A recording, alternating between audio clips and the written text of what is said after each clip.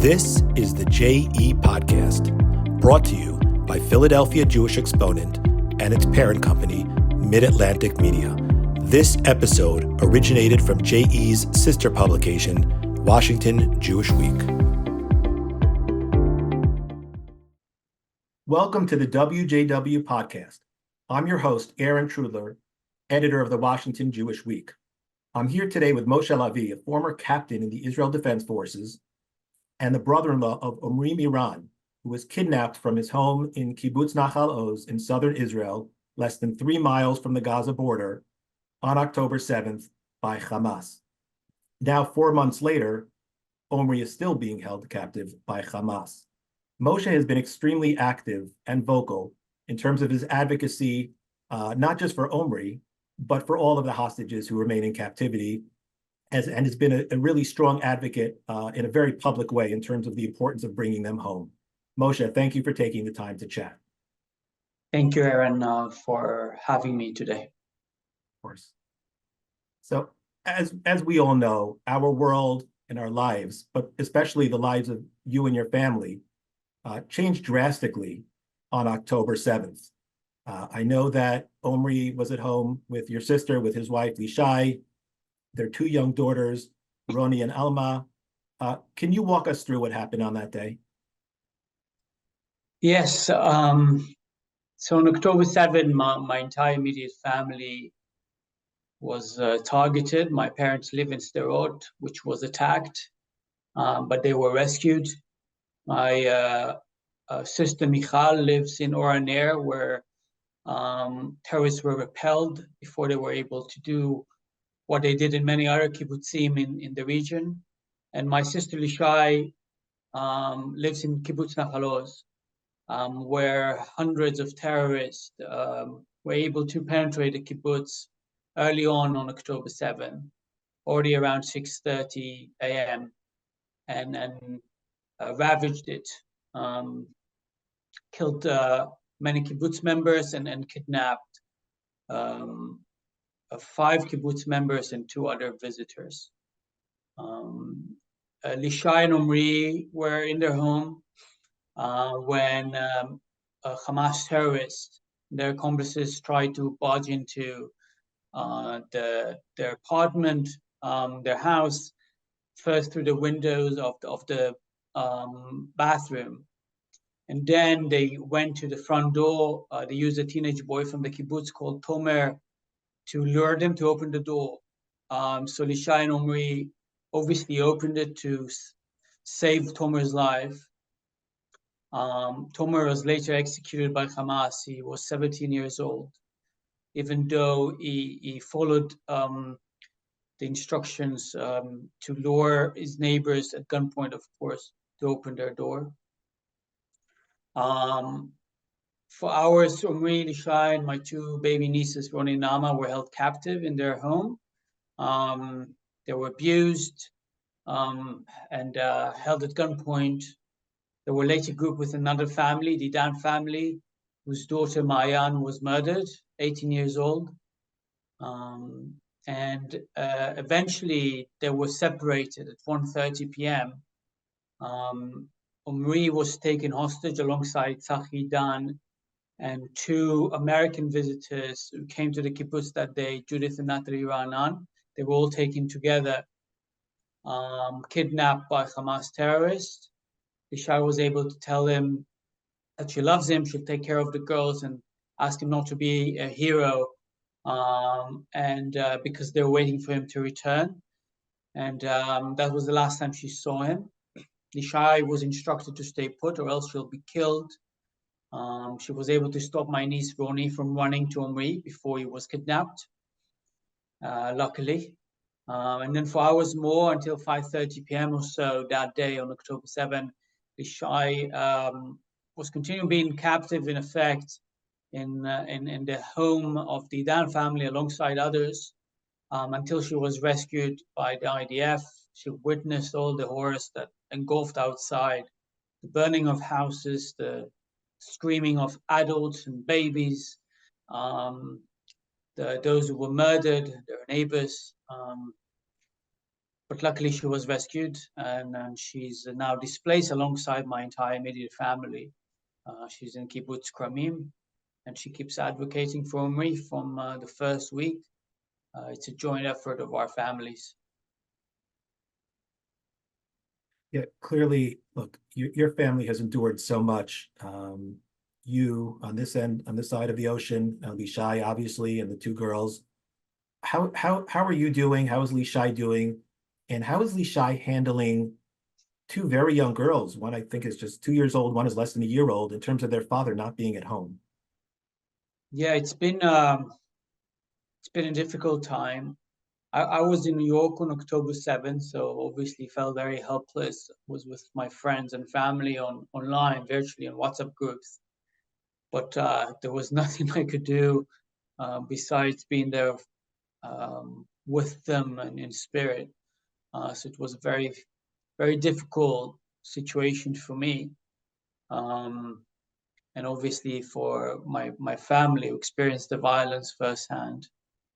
We experienced violence before. I mean, I grew up in Sderot, so we were a target of rockets and other terror attacks and military operations over the years, but there was nothing like October 7th. My sister recovers, tries to heal, but it's clear that we cannot really heal until the hostages return home, until Omri returns to hug my nieces. She's doing her best. She's truly an inspirational woman. She speaks everywhere she can, in rallies, in the media, meets elected officials in Israel. She also traveled to Europe, and she does all she can to raise awareness to our humanitarian plea, all she can to raise awareness to our plea for a family that misses Omri so much. And at the same time, deals with the trauma of the violence, deals with displacement. Over 100,000 Israelis are displaced today. And Lishai is no different. My entire immediate family is no different. So we're dealing with that hardship, dealing with the violence, and then dealing, as you said, raising two girls. My parents help her as much as they can, but they're all old now, relatively in their late 60s, so it's very difficult for them as well. And Ronnie, the Lishai's eldest daughter, speaks of the violence. She's 2.5 years old. She speaks of the violence. She knows what happened. She knows her father was taken away.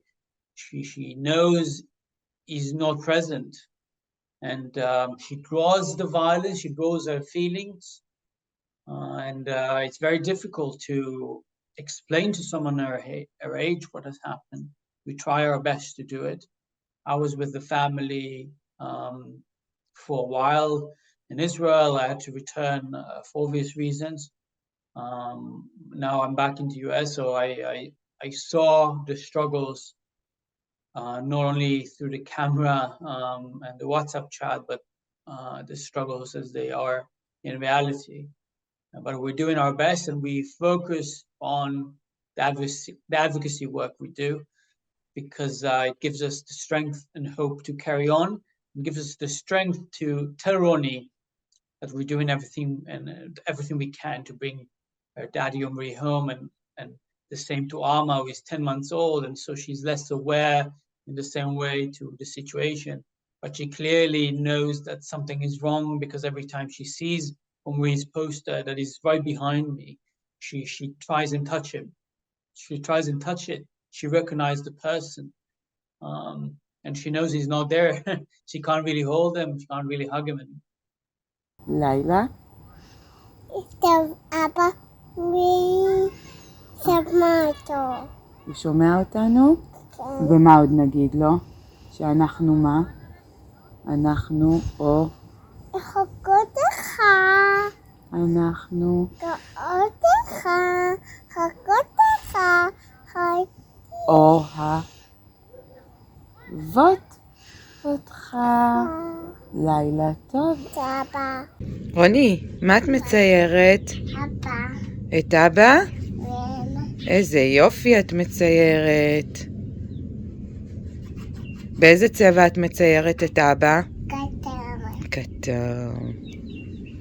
רוני, את רוצה להגיד משהו לאבא?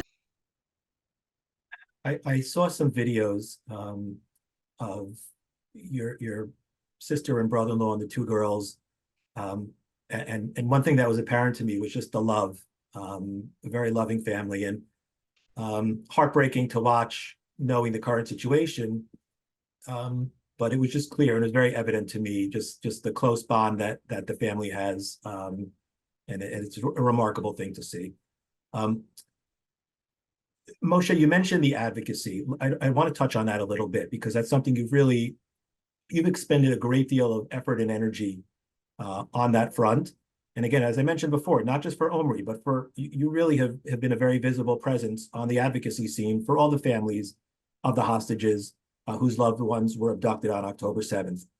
Can you tell me how have your efforts been received, whether it be by the media, by the decision makers in Washington, or by humanitarian organizations such as the Red Cross?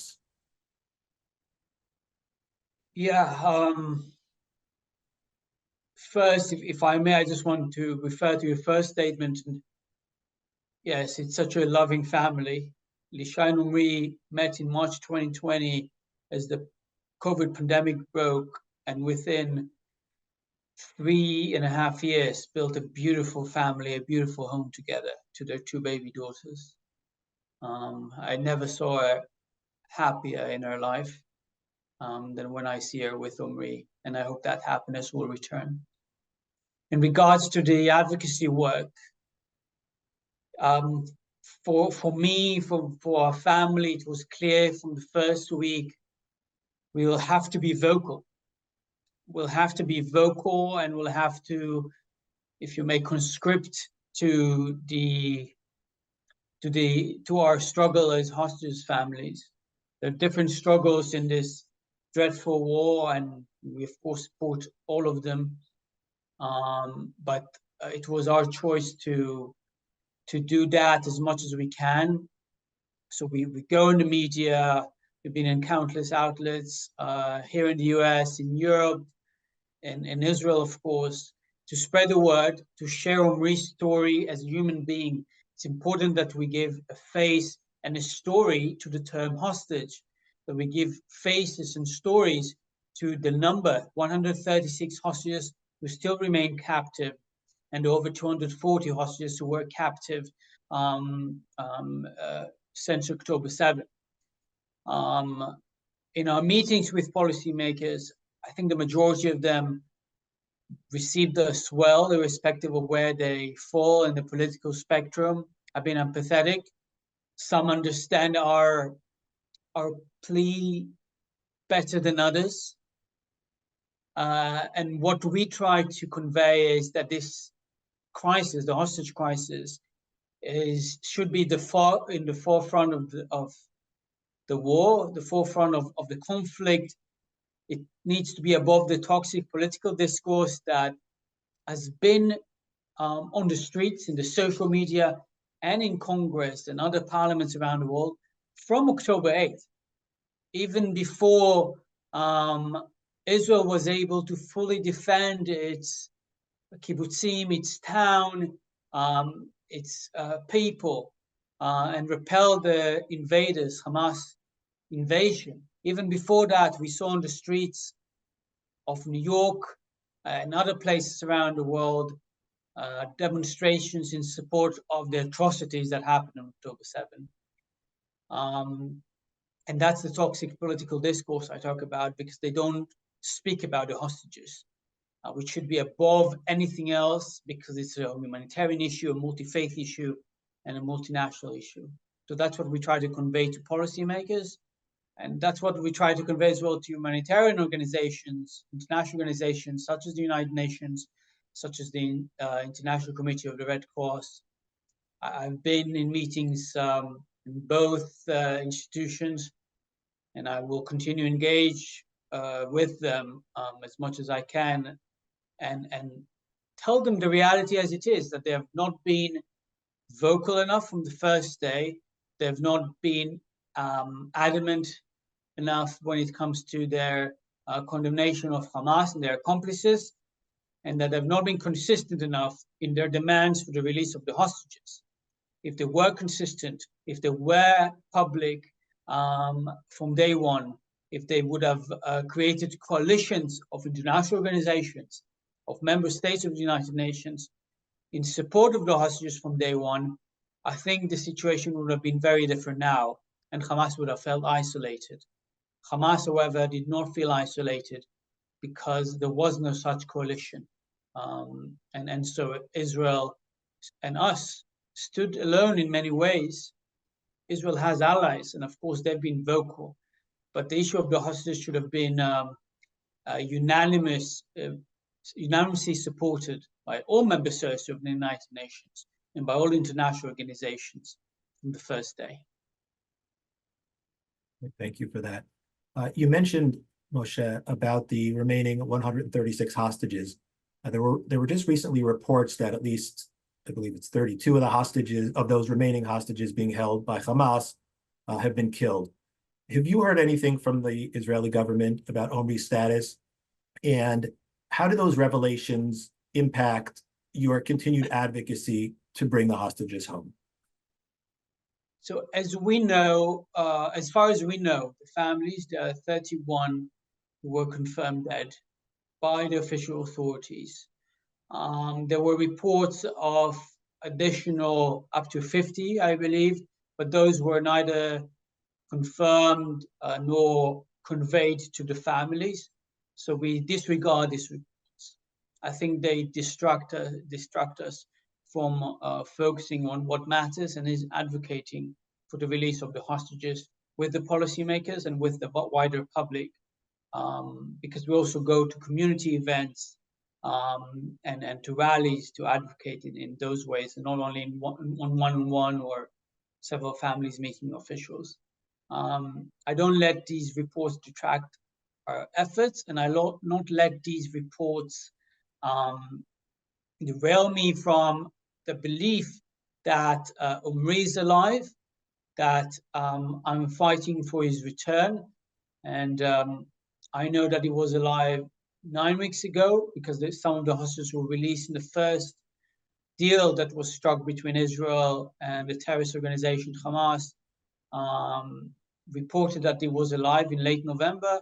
We know he was kidnapped alive. So my work assumption is that he's alive now until we receive different news. But of course, we dread every moment. We wake up every moment with the fear that we receive the dire news about his condition. And to be honest, I feel the same whenever I hear about a different hostage who was murdered by Hamas or killed as a direct result of being held hostage by Hamas. And they're responsible for the death of every hostage, because we all became one family in a way, all the families of hostages, irrespective of disagreements on how to move forward with our advocacy work. But I try and focus on the hope and project that hope so that others will rally behind us. That's what my sister does, and our entire family. If you'll meet Omri's father, Danny, who's currently in Portugal advocating for Omri there. He met the Portuguese president among the rest. You'll see how much hope he has. And if he has hope for his son, who am I to not project the same kind of hope and hold strong to that hope that Omri will return to us alive? Okay. If you had the ability to speak to Omri today, to send him a message, what would you tell him? What would you say? The first thing I'll say, not to Omri, but to whoever was watching it, that Omri learned that my sister Lishai and his two baby nieces survived October 7 because of interviews like this, which is why we keep speaking to the media. It gives hope to hostages who may be able to receive the news, and some, including those who were released, reported that they were able to somehow receive the news through the radio, through TV segments, Some of their captors used it as psychological warfare and conveyed it to them, and they've heard it from other hostages who heard it. So it's important for us to keep speaking up, despite what some may say about our public engagement.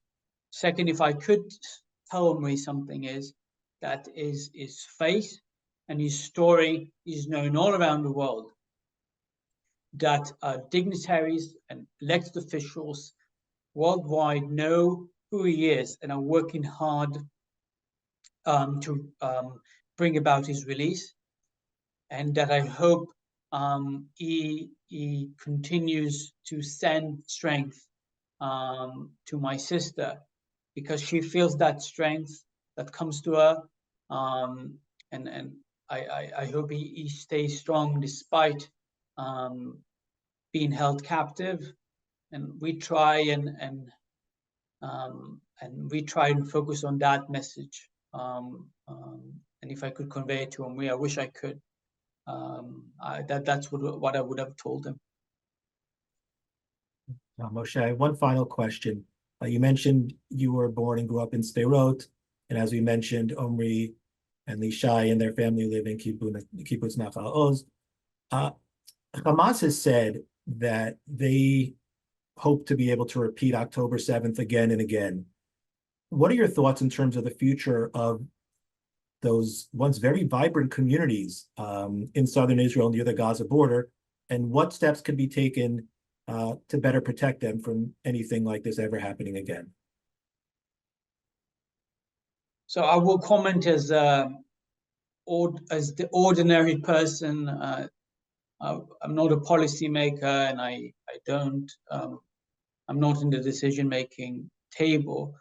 But luckily, Israel is a democracy, and a very vibrant democracy that provides citizens the platform to voice their requests, demands, concerns with policymakers. And I'm grateful for that. This is why our struggle as families of hostages was able to be powerful. This is why the struggle of the communities in the northwestern Negev or the Gaza envelope region is powerful as well.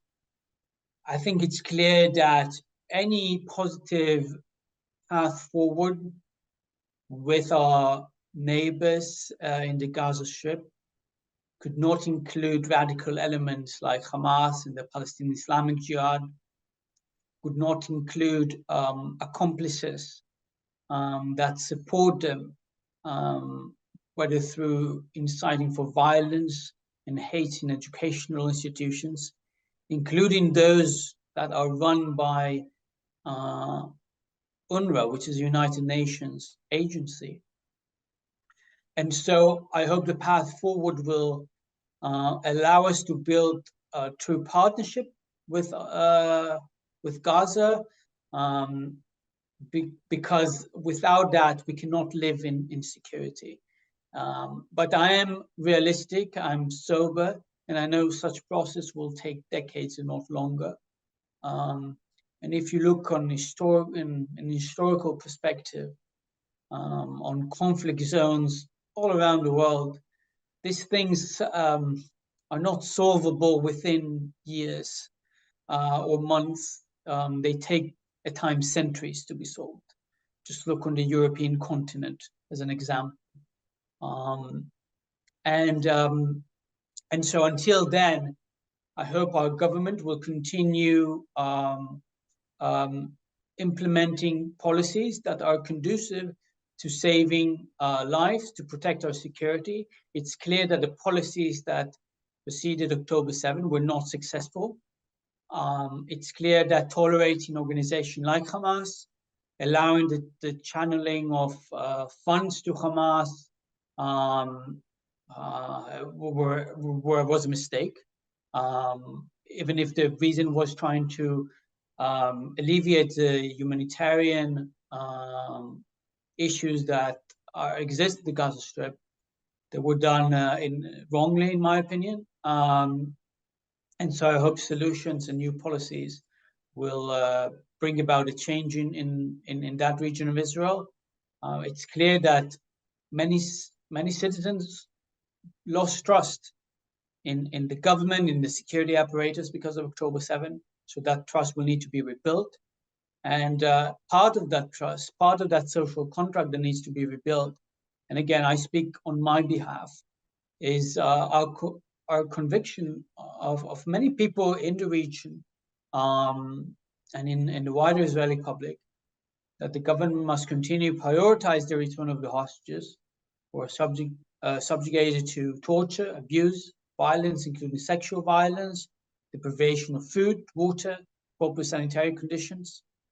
So prioritizing releasing them, bringing them home as a short-term solution to the hostage crisis is necessary for us to ensure that the social contract between the government, the state, and its institutions to the citizens, and especially those who were attacked on October 7, could be repaired. I think without their safe return, it will be very difficult to rehabilitate the region. It will be very difficult for us to regain the trust with the state institutions.